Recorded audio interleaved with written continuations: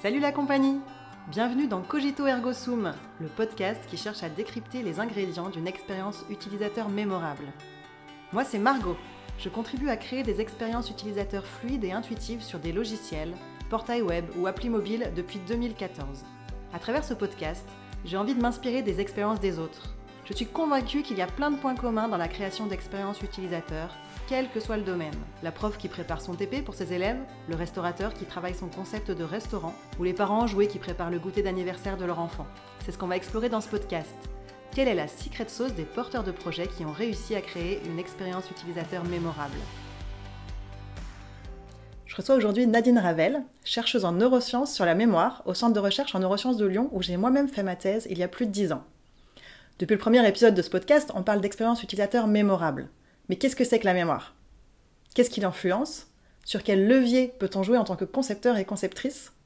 C'est tout ça qu'on va explorer dans cet entretien passionnant. Bonjour Nadine. Bonjour Margot. Merci de venir dans mon podcast. Et pour commencer, j'aimerais te demander de te présenter rapidement, ainsi que ton parcours et puis ton métier actuel.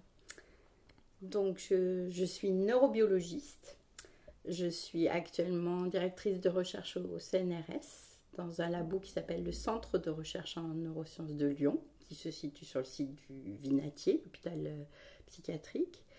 Ma spécialité, c'est la mémoire, donc je travaille, c'est mon objet d'étude. Et mon parcours, il est assez classique finalement, c'est-à-dire que je suis arrivée à l'université, j'ai fait des études de biologie, puis je me suis spécialisée en physiologie et finalement je me suis spécialisée sur la neurophysiologie, la neurobiologie, donc le fonctionnement du cerveau. Ok.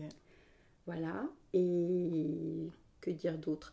Et je m'occupe aussi depuis maintenant une dizaine d'années d'un réseau national qui rassemble toutes les équipes qui, en France, s'intéresse à la mémoire.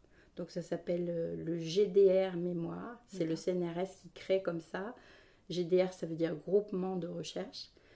Le CNRS essaye d'avoir une espèce de guichet d'entrée pour les journalistes, pour les gens de la société civile, pour les industriels, de façon à pouvoir renvoyer les gens vers les bonnes personnes en fonction des questions qui se posent dans leur environnement professionnel ou personnel. Donc moi, je suis un petit peu le circuit d'aiguillage de ce réseau. Voilà. Ok, super. Il y a une centaine d'équipes, donc c'est un gros réseau. D'accord, très bien. Et ben, pour démarrer, moi j'aime bien qu'on définisse un peu les termes qu'on utilise. Donc aujourd'hui, le sujet cœur, c'est la mémoire. Est-ce que tu peux me définir qu'est-ce que c'est que la mémoire? Alors, c'est une question intéressante et difficile à la fois. Mais je dirais que la mémoire, c'est finalement une fonction cérébrale qui nous permet d'enregistrer ce qui se passe dans notre environnement, d'en garder une trace qui nous permet d'adapter notre comportement lorsqu'on se retrouve dans une situation qui ressemble à celle qu'on a vécue. Ça, c'est la première définition. Et j'aimerais bien ajouter une autre définition, c'est que la mémoire n'existe pas, de mon point de vue. Alors, tout le monde ne serait pas d'accord avec ça, mais j'aurais plutôt tendance à dire les mémoires, car la mémoire est loin d'être quelque chose qui est unifié. Il y a plusieurs sortes de mémoires, en fonction de leur contenu, en fonction du temps. Et je ne sais pas si tu veux que je développe ça. Oui, bah oui, complètement. Donc, c'était la question suivante, hein, je crois. D'accord. C'est quoi les différentes formes de mémoire? Donc, la mémoire, évidemment, la première chose à laquelle on pense, c'est il y a les choses dont je peux me souvenir tout de suite. Donc, c'est ce qu'on appelle la mémoire à court terme. À l'intérieur de cette mémoire à court terme, il y a même ce qu'on appelle la mémoire de travail. Par exemple, je vais te donner un numéro de téléphone, tu n'as rien pour le noter sur le moment, donc ce numéro de téléphone va tourner dans ton cerveau. Donc ton cerveau va travailler sur cette information jusqu'à ce que tu puisses l'inscrire dans le dur. Et puis, il y a la mémoire à court terme, plus généralement, dont les limites temporelles sont difficiles à définir. Moi, je dirais moins de 24 heures. Ok. Et puis, il y a la mémoire à long terme et la mémoire à très long terme. Donc, il y a comme ça. La mémoire à long terme, c'est, je l'inscris pour moi après une nuit de sommeil. Parce qu'il se passe beaucoup de choses pendant cette nuit de sommeil. Il y a une réorganisation. Donc, dès qu'on a 24 heures, on est à long terme, si on a dormi. Et ensuite, il y a ce qu'on appelle en anglais la remote memory, c'est-à-dire la mémoire à distance, la mémoire très lointaine, la mémoire de nos souvenirs d'enfance, par exemple. Okay. Donc ça, c'est une subdivision en fonction du temps. Après, il y a une autre subdivision. Donc, il y a un Américain qui a travaillé, qui s'appelle Larry Squire, qui a produit la typologie de la mémoire. Donc lui, il a subdivisé la mémoire, ce qu'on pourrait appeler la mémoire explicite versus la mémoire implicite. Explicite ou déclarative, c'est une mémoire, si je te demande ce que tu as fait hier soir, tu vas pouvoir déclarer ce que tu as fait hier soir. Il y a sûrement des choses que tu as mémorisées, mais que tu ne pourras pas déclarer, mais que je pourrais peut-être révéler en donnant une amorce ou en te posant une question plus précise. Et à ce moment-là, on révélera cette forme de mémoire qui a bien été mémorisée, mais qu'on ne peut pas déclarer. Donc, il y a cette subdivision. Okay. À l'intérieur de la mémoire implicite, on trouve nos habiletés motrices. Par exemple, travailler un geste de service au tennis, c'est une habileté motrice, c'est un apprentissage qui nécessite une mémoire, la mémoire du geste, et c'est une forme de mémoire implicite. On ne sait pas pourquoi ce geste s'améliore, on travaille là-dessus et on arrive à l'améliorer. Faire du vélo, monter un escalier, tout ça, c'est des formes de mémoire implicite. Pratique d'instrument aussi. Pratique d'instrument, bien sûr. Oui. Je me revois très bien j'avais appris un seul morceau au piano et en fait, je ne savais pas quelle touche je faisais quand j'essayais de le retrouver parce que je l'avais oublié. Je ne savais pas quelle touche je faisais. Je ne pouvais pas me concentrer sur mes doigts pour retrouver le morceau. Mais juste en essayant, en fermant les yeux, j'essayais 3 notes, erreur, 3 notes, 4 notes, erreur. Et au bout d'un moment, ça revenait. Mais sans avoir aucune idée de ce que je faisais en fait. C'est juste parce que je l'avais travaillé pendant des heures, mais plusieurs années avant, quoi. C'est vrai. Ça, c'est typiquement la mémoire implicite. Alors, cette mémoire, elle est rigolote parce que, par exemple, si je te donne une liste de mots à mémoriser, tu pourras très facilement te rappeler du début de cette liste, de la fin de cette liste. Et au milieu, c'est ce qu'on appelle l'effet de récence, donc la fin de la liste, ou l'effet de primauté, le moment où on a commencé l'exercice. En revanche, ce qui est au milieu, eh bien, tu peux ne pas pouvoir explicitement t'en rappeler. Mais si je te demande de compléter un mot, dont j'écris la première lettre et la dernière lettre, les expériences montrent qu'il y a à peu près 80% de chances pour que tu complètes avec un mot qui était dans la liste et pas un autre mot, même si c'est possible. D'accord. Donc, c'est ce qu'on appelle l'amorçage. On appelle ce phénomène, donner comme ça un mot à compléter, c'est une amorce de cette mémoire implicite qui permet de la révéler. Et puis, du côté mémoire explicite, alors là, c'est très très riche, les subdivisions. Il y a une mémoire pour à peu près toutes les capacités sensorielles. C'est-à-dire qu'il y a une mémoire auditive, olfactive, tactile. Ça, c'est une manière aussi de subdiviser la mémoire. Et puis, il y a une mémoire pour des catégories. Donc, sensorielle, c'est une catégorie, mais il y a la mémoire spatiale, la mémoire des lieux. Il y a la mémoire épisodique, sur laquelle moi, je travaille beaucoup. C'est-à-dire la mémoire épisodique, c'est la mémoire des épisodes de nos vies. Okay, les souvenirs. Donc c'est ce souvenir, ce qu'on appelle les souvenirs communément. Et c'est se rappeler ce qui s'est passé, à quel endroit ça s'est passé et comment on le situe dans le temps. D'accord. Ou à quelle occasion, par exemple.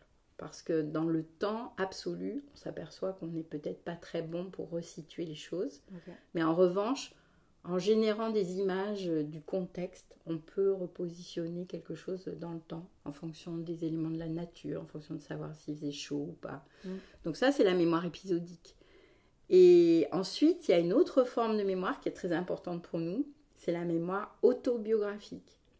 Et dans la mémoire autobiographique, il y a la mémoire épisodique, donc quelque chose qui est une mémoire très complexe, nos souvenirs, mais il y a aussi des connaissances sémantiques. Par exemple, où je suis née, comment était la maison de mon enfance. Il y a des choses que je ne me rappellerai peut-être pas, moi, donc qui ne feront pas partie vraiment de ma mémoire épisodique, des souvenirs que je ne pourrais pas convoquer, mais qu'on m'a tellement raconté, ou des informations sur moi qui sont inscrites sur des documents. J'ai eu la coqueluche en telle année, j'ai eu la varicelle, voilà. Ça fait partie de ma mémoire autobiographique. Ok. Les photos, les vidéos qu'on a pu voir de nos enfants. Exactement. Ça nourrit cette mémoire autobiographique. Donc il y a une partie... la mémoire autobiographique, ça rassemble cette mémoire épisodique dont j'ai parlé et la mémoire sémantique, c'est-à-dire la mémoire des faits. Simplement, dans la mémoire autobiographique, ce sont les faits qui me concernent. Mais il y a encore cette catégorie de mémoire qui est la mémoire sémantique et qui, elle, est la mémoire généralement de tout ce qu'on a appris. Par exemple, pour vraiment donner un exemple très, très facile, savoir que Paris est la capitale de la France, c'est ma mémoire sémantique. Me souvenir de la dernière fois où je suis allée à Paris, c'est ma mémoire épisodique. Et savoir que je suis née en région parisienne, c'est la mémoire autobiographique. Voilà. Autobiographique, ok. Donc il y a beaucoup de mémoire. Voilà. Super. Ok. Donc nous, alors comme tu le sais, dans ce podcast, ce qu'on explore, c'est les expériences utilisateurs mémorables. C'est ça la thématique générale. Et donc, ce qui nous intéresse plus précisément, c'est comment faire en sorte qu'une expérience, qu'elle soit avec un produit, une interaction avec un produit ou avec un service, qu'elle rentre dans la mémoire des personnes qui l'ont vécu, de manière à ce que ces personnes-là aient envie de réitérer l'expérience ou de la recommander à leurs proches. En tant que concepteur, c'est ça qui nous intéresse pour essayer d'aller dans ce sens-là et de faire en sorte que notre produit ou notre service fonctionne bien. Du coup, qu'est-ce que ce seraient les leviers sur lesquels on pourrait jouer pour faciliter cette mise en mémoire d'une expérience dans son ensemble, en fait. On n'a pas besoin de mémoriser les détails de qu'est-ce qu'on sait à ce moment-là, avec qui on était, etc. Mais il faut que, pour nous, concepteurs, il faut que l'expérience, elle soit enregistrée comme quelque chose de positif que j'ai envie de revivre ou que j'ai envie de recommander. C'est juste ça dont j'ai besoin. Le cadre, c'est ça. Ok. Alors, il y a beaucoup de leviers, parce qu'en fait, je voudrais juste revenir sur comment se décomposent finalement les différents temps de la mémoire. C'est-à-dire qu'il y a une phase qu'on ne classe jamais dans la mémoire, et qui pour moi, c'est surtout dans les apprentissages scolaires, et ça c'est très dommage, c'est la phase d'encodage. C'est-à-dire que, par exemple, quelqu'un se trouve face à une application, c'est la première fois qu'il l'utilise, et il ne va pas pouvoir tout capter d'un coup. Donc, il va explorer cette application. Il faudra qu'il soit attentif. Là, il va voir un certain nombre de choses. Et il y a d'autres choses qu'il ne va pas voir. Parce que on a un empan attentionnel et un empan mnésique qui sont un peu limités. Donc, il va voir des choses, celles qu'il va voir, les informations qu'il va capter au moment de l'expérience, finalement, vont avoir une chance d'être mémorisées et d'être associées à, finalement, quelque chose d'agréable ou quelque chose de désagréable. Donc, c'est de cette association que va résulter le ressenti global de l'expérience. Donc, le premier levier sur lequel il faut jouer, c'est finalement lorsque la personne commence l'expérience, il ne faut pas la submerger par une foule d'informations. Il faut qu'il y ait une espèce de hiérarchie dans la découverte du produit, de façon à ce que chaque étape puisse être mémorisée, puisse avoir une chance d'être mémorisée. Okay. Donc ça, c'est vraiment la première chose. Je pense qu'il y a un vrai travail à faire sur la manière dont les informations sont délivrées et la découverte du produit, de l'expérience. Si on donne tout d'un coup et que ça part dans tous les sens, je pense qu'il y a une partie des informations qui seront ignorées, même si elles ont demandé beaucoup de travail pour le concepteur, elles peuvent être ignorées. Et ça ne sera pas forcément les mêmes pour tout le monde. C'est ça qu'il faut entendre. C'est-à-dire que tout à l'heure, j'ai parlé des différentes mémoires qui existent. On a nos canaux sensoriels préférés. Donc, il y a des gens qui sont très visuels et uniquement visuels. Il y a des gens qui sont auditifs, majoritairement. Donc, ils peuvent avoir une interaction avec une voix, un son, ça peut être important pour eux, mais ce n'est pas vrai pour tout le monde.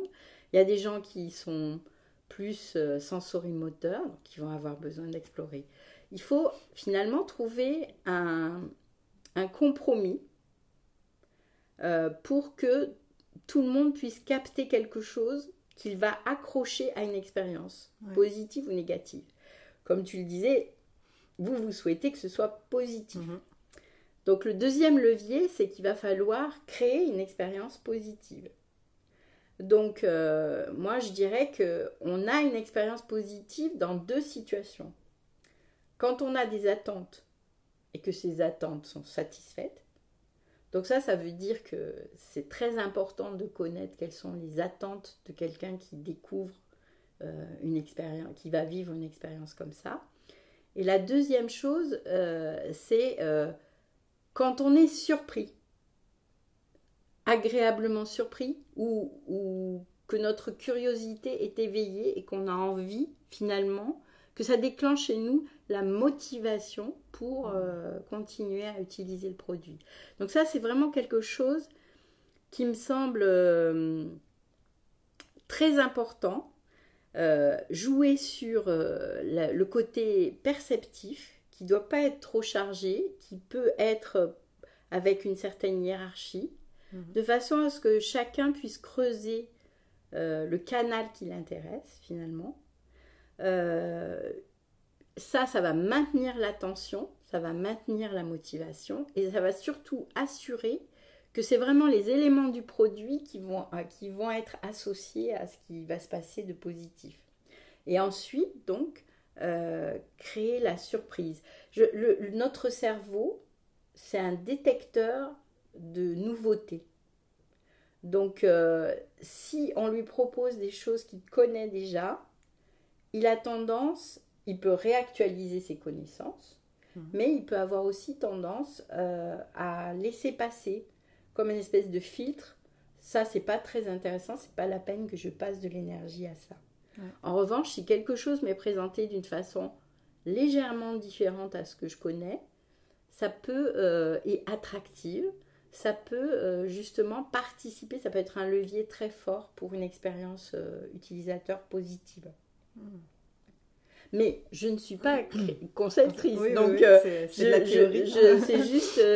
c'est vraiment juste la manière dont j'imagine, enfin, en fonction de ce que je connais du cerveau, comment j'imagine que les choses peuvent se rencontrer. C'est super intéressant parce que moi j'ai l'impression que pour qu'une expérience soit fluide, quand on parle de logiciel en tout cas ou d'application, il faut être le plus invisible possible presque. C'est-à-dire que j'ai cette image en tête, un parallèle avec un spectacle vivant, tu vois, la personne qui s'occupe des lumières ou du son, on ne sait pas qu'elle existe tant qu'elle ne fait pas de bourde, si tu veux. Et donc j'ai un peu l'impression que c'est pareil, c'est que l'ergonomie, on ne va pas y porter attention tant que tout est fluide, tant que tout se passe bien, et que c'est seulement quand il y a des frictions finalement, des choses qui nous empêchent de comprendre, qui nous empêchent d'avancer, des bugs, ce genre de choses, que là on va dire « Ah mince, c'est nul ce truc ». Mais ça va créer une expérience négative. Voilà, c'est ça. Donc ça, c'est surtout ce qu'on veut pas. Et du coup, j'ai un peu l'impression que pour une expérience positive, il faut au contraire rendre l'ergonomie invisible dans le sens enlever toutes les frictions et être le plus, comment dire, le moins invasif. Oui, voilà. Alors, je comprends ce que tu veux dire, mais en même temps, je pense que c'est pas... je pense que quand tu dis rendre l'ergonomie invisible, c'est que tout va bien, justement. Oui, c'est ça. Donc, c'est que la récompense est là. Le système, parce que dans le cerveau, il y a un système de récompense qui passe par un neuromédiateur qu'on appelle la dopamine. Et c'est vraiment... quand on se fait plaisir, on libère de la dopamine et ça inonde nos circuits neuronaux et ça favorise vraiment le fonctionnement des circuits. Donc, je pense que quand tout va bien, donc quand l'ergonomie est invisible, comme tu dis, ça veut dire qu'elle est invisible pour l'utilisateur, mais elle est quand même... Oui, ça veut dire que ça a été travaillé. Elle est là, elle a bien fonctionné et elle procure... Pour moi, elle procure du plaisir. Et quand il y a un bug, ça procure du déplaisir. Mais la fluidité, pour moi, c'est pas que l'ergonomie est invisible. Elle est là et elle fonctionne bien. On a trouvé finalement sa façon de fonctionner. Oui. Et donc, elle génère du positif. C'est pas un état neutre. Oui, mais ça attire peut-être pas l'attention. Oui. Ce que je me dis par rapport à ce que tu viens de dire, c'est que finalement, cet état qui n'est pas neutre, mais qui est juste, entre guillemets, ça fonctionne bien, tout est fluide, etc.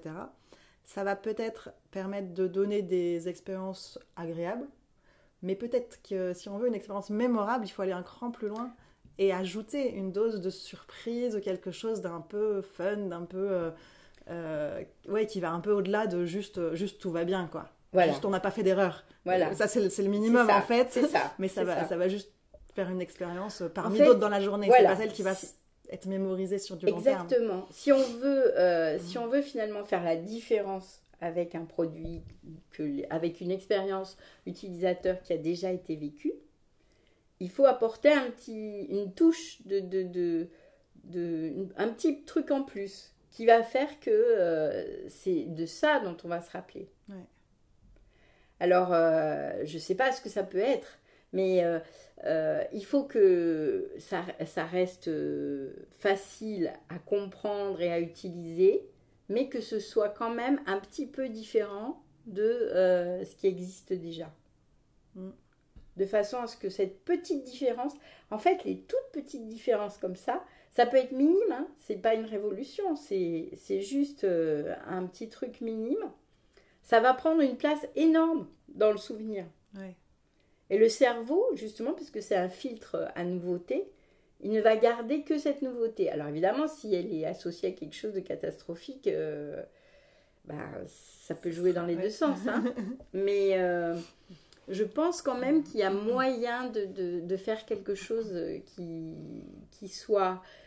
procure une émotion, finalement, une émotion positive au sujet. Et que cette émotion, elle va favoriser la mémorisation de l'expérience. Ouais. Et ça, je t'en parlais tout à l'heure en off, mais c'était vraiment le sujet de mon master, d'aller explorer en quoi la mémoire est influencée par les émotions, de quelle manière. Et j'avais fait à l'époque une tâche comportementale où j'avais pu montrer qu'à la fois le contexte et le contenu, lorsqu'il est émotionnel positif, est mieux rappelé qu'un contexte ou un contenu neutre, ou même négatif d'ailleurs.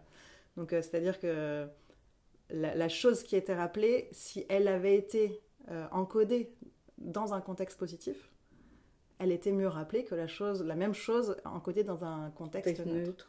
Voire même négatif.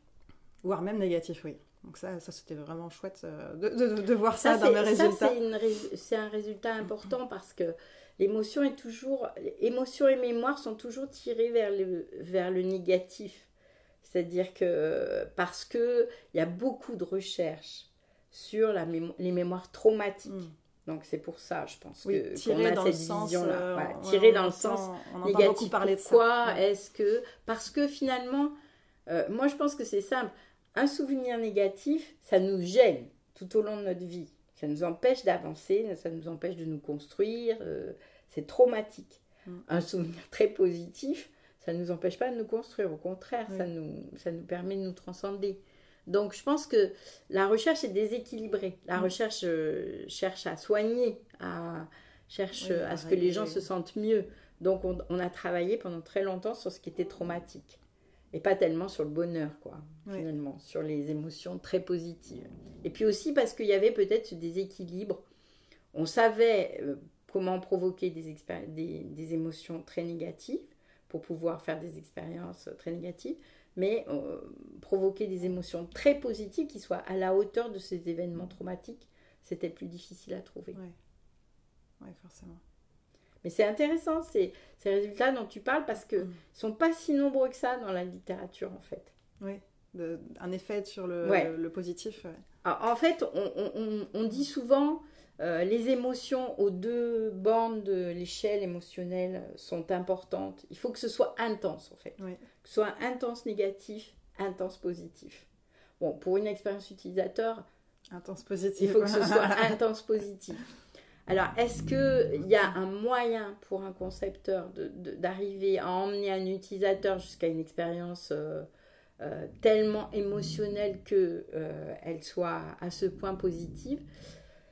Je ne sais pas. Mais en tout cas, il faut créer du bien-être, du plaisir, du confort aussi. C'est-à-dire que par moment, l'esprit doit pouvoir être dans une espèce de routine qu'il connaît. Oui. Et puis, on monte en puissance et on en sort un peu. Mais il ne faut pas que ce soit non plus tout le temps en haut. Okay. Au maximum de ce que là. Il faut que l'individu puisse percevoir finalement ces espèces de contrastes entre oui, là je connais, ça me rassure, ça me place dans un niveau, je n'ai pas de stress par rapport à ça, c'est quelque chose que je connais. Et là, hop, il y a justement un petit truc que je ne connaissais pas, mais qui m'apporte une fonctionnalité supplémentaire qui n'existait pas avant. Et là, je pense que comme ça, on est vraiment dans les conditions où ça pourrait fonctionner. Après, il y a une autre chose aussi. Alors, je ne sais pas si cette expérience utilisateur, tu la conçois comme quelque chose qui doit être unique, ou bien si c'est quelque chose... c'est-à-dire que ça doit être un one-shot. On doit, dès la première utilisation, on doit créer un produit mémorable, ou bien si c'est au fil des utilisations. Parce qu'il y a aussi ça dans la mémoire.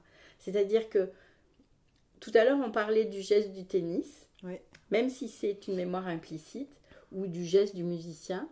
Quand les doigts n'accrochent plus sur le clavier du piano et qu'on joue de manière très fluide, il y a une énorme satisfaction par rapport à toutes ces heures où c'était laborieux. Je pense que c'est exactement la même chose pour tous les apprentissages. C'est-à-dire que notre satisfaction, notre dopamine, notre système de dopamine, il est aussi stimulé quand je reprends un produit que j'ai déjà utilisé une fois et je m'aperçois que c'est de plus en plus facile. Donc là, on va monter en puissance dans le plaisir et dans la récompense. Et ce sentiment de progresser, il va être pour moi encore plus fort que si c'était un one-shot hyper agréable. C'est-à-dire qu'un bon produit, je dirais, c'est aussi un produit où on sent qu'on est capable d'évoluer et qu'on apprend des choses et qu'on se débrouille de mieux en mieux. Ouais, ça assouvit le besoin de compétences. Voilà. Et puis surtout, ça va favoriser, parce que la mémoire se nourrit aussi de consolidation. C'est-à-dire que au début, on stimule un circuit. Ce circuit, il a l'énergie, on va pas rentrer dans les détails de la neurobio, mais disons qu'un circuit mnésique, c'est un circuit où l'énergie circule plus facilement. Donc, on a une facilitation des contacts entre les différents éléments et du coup, l'énergie circule plus facilement ici qu'ailleurs. D'accord. Donc, c'est pour ça que ce circuit est marqué. Donc, ça, c'est le premier temps de la mémoire. C'est ce qu'on appelle la plasticité synaptique. Et puis après, au fur et à mesure de la consolidation mnésique, c'est-à-dire au fil des jours, au fil du temps, au fil des nuits où on consolide ce qu'on a appris, ce circuit peut se remanier de manière beaucoup plus drastique. C'est-à-dire que les structures qui sont impliquées, certaines vont se désengager et d'autres vont au contraire prendre plus de place. On va partir de l'hippocampe pour aller vers ce qu'on appelle le cortex préfrontal, qui est le cortex, on dirait, de l'intelligence, de la prise de décision. Et on va se dégager des apprentissages pour devenir plus créatif, pour pouvoir raisonner de manière en se libérant des apprentissages. Et cette évolution, finalement, des circuits de la mémoire, elle est aussi importante pour une expérience vis-à-vis d'un produit comme ce qui vous intéresse, parce que, en fait, il y a cette phase d'apprentissage, il y a la satisfaction d'apprendre, et puis un jour, il y a la satisfaction de voir qu'on maîtrise tellement bien qu'on peut même trouver des choses qu'on n'avait pas trouvées avant, trouver des raccourcis. Donc, je pense qu'il y a vraiment plusieurs temps. Il peut y avoir du plaisir à chaque... il y a le plaisir waouh, je dirais, première expérience, peut-être très basée sur une ergonomie fluide, un esthétisme, des choses nouvelles. Donc là, c'est l'effet waouh. Ensuite, il y a... alors, je le reprends le lendemain. Je me rappelle de choses. Donc, j'ai progressé. Le produit me montre ma capacité à progresser, finalement. Et ça me récompense. Et puis après, je deviens expert.